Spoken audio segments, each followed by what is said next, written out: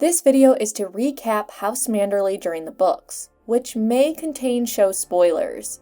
This video is also a great refresher for our next two videos about Lord Manderly's intentions and Frey pies. In the books, we mainly learn about the actions of three Manderlys, Lord Wyman Manderly, Lord of White Harbor, and his two sons, Willis and Wendell.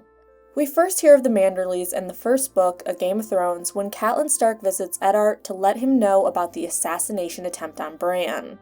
Fearing a war with the Lannisters may be looming, Ned tells Catelyn to order Lord Manderly to strengthen and repair all his defenses at White Harbor.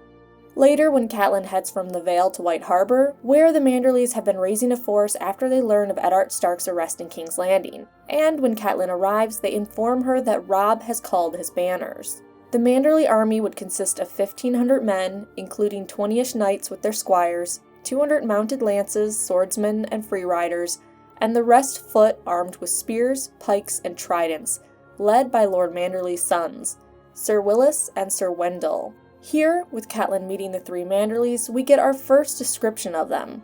Sir Willis, the eldest, is said to be a few meals short of not being able to mount his horse, and a quiet and formal man. Sir Wendell may have been the fattest man Catelyn had ever known if she hadn't met his father and brother ahead of time, and she also describes him as loud and boisterous.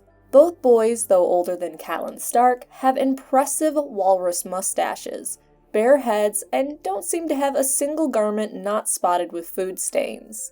Lord Wyman Manderly, extremely obese and described as outweighing most horses, would remain at White Harbor and look after his city and its defenses, something Lord Manderly is upset about, and before he sends his boys with Catelyn Stark to meet up with Robb, he says, "If I had thought to see war again in my lifetime, I should have eaten a few less eels."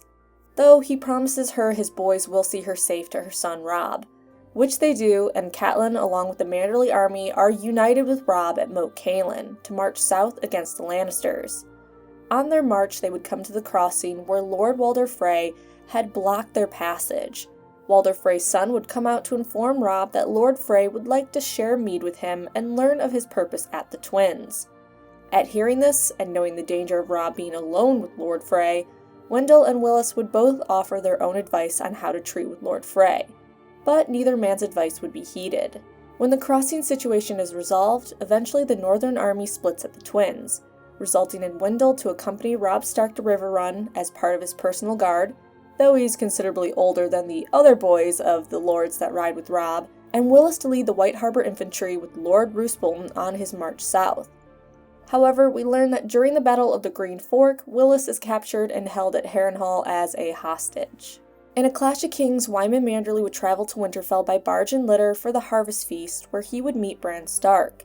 Roderick would inform Bran Stark that there is a reason Lord Manderly is there, especially now with Robb being declared the King of the North, and it turns out he's correct. Wyman would come before Bran and Roderick and offer to mint coins for Robb, inform them on White Harbor's defenses, and propose to build the newly made king a war fleet.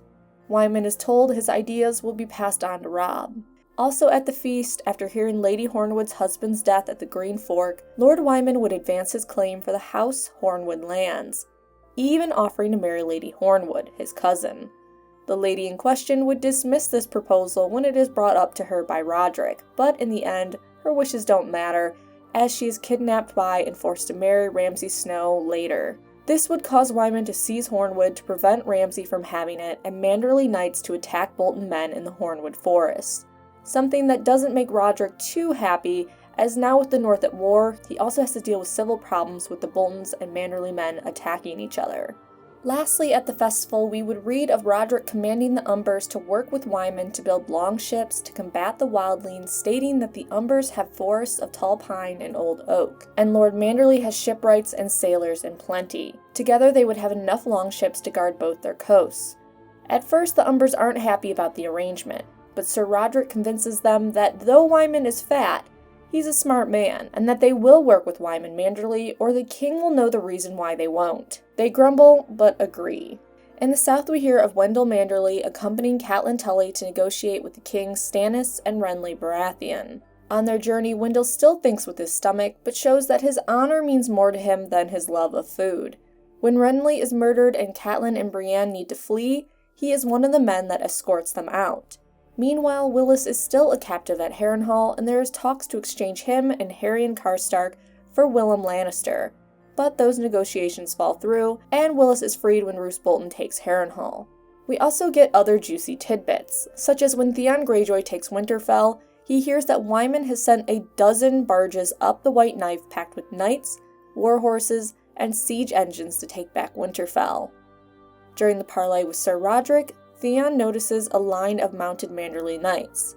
However, Roderick's forces are betrayed by House Bolton in the Battle of Winterfell. In a storm of swords, after Theon takes Winterfell, Bran Stark considers running to different houses for protection. He considers stealing a boat and sailing down the White Knife to White Harbor, remembering that Lord Manderly was friendly at the Harvest Festival and that he wanted to build ships. Ships Bran could use to get to his brother Robb.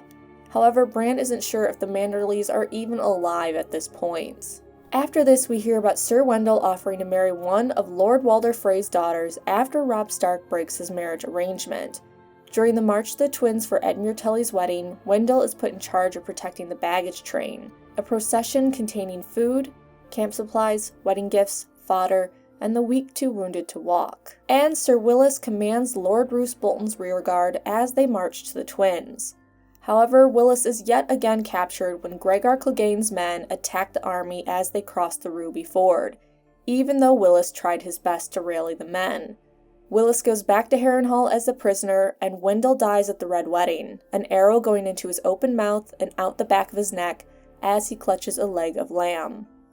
White Harbor would also receive a raven from Maester Aemon asking for help from the Manderlys to defend Castle Black from a wildling siege.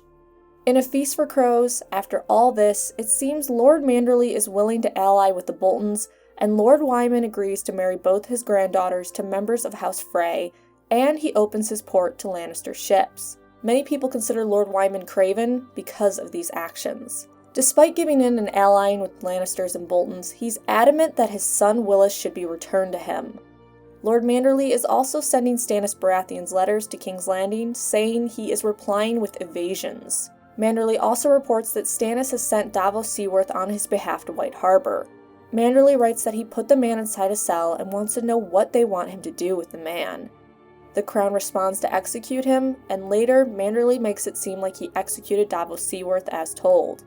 As a reward, Willis Manderly is given back to White Harbor. When Willis is told he's being returned to White Harbor, he collapses to the floor and sobs, and it takes 4 men to lift him back to his feet. In A Dance with Dragons, we learn things aren't as they seem. Lord Manderly didn't kill Davos, and isn't trying to be super friends with the Lannisters and Boltons. This is what happened. Lord Manderly had been sending Stannis letters about not wanting to fight and being infirm, and Davos was eventually sent to White Harbor to convince Lord Manderly to come to Stannis' side. Through Davos' adventures to White Harbor, we learn that Wyman Manderly has been sheltering those without a home in his city, and he's been building an army consisting of any man 5 feet or taller that can hold a spear.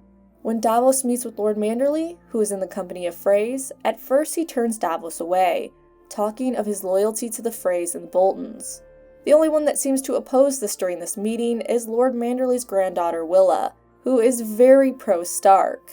We also meet a few other Manderlys at this time, but they aren't very important, at least not yet.